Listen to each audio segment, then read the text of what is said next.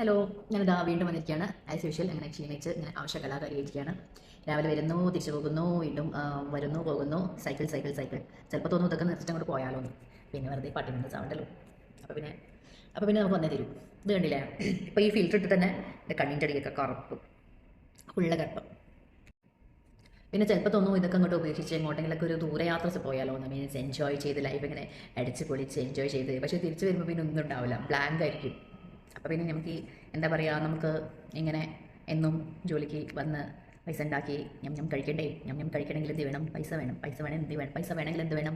അധ്വാനിക്കണം. അധ്വാനിക്കുന്ന ജനവിഭാഗമാണ് ഞാനൊക്കെ. നിങ്ങളും അങ്ങനെ തന്നെയാണ് വിശ്വസിക്കുന്നത്.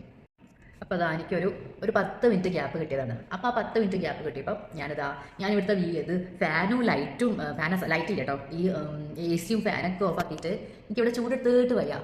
അതാണ് എൻ്റെ ഡെഡിക്കേഷൻ. എനിക്ക് ചൂടെടുത്താലും ഞാൻ ഈ വോയിസ് ഒക്കെ ക്ലിയർ ആവാൻ വേണ്ടിയിട്ട് അതൊക്കെ ഓഫ് ആക്കിയിട്ട് ഞാനിവിടെ ഇരുന്ന് വയർത്ത് കുളിച്ചിട്ട് റീലെടുക്കുകയാണ്. ഷോ, എന്നൊക്കെ സമ്മതിക്കണമല്ലേ. അപ്പോൾ അത്രേ ഉള്ളൂ.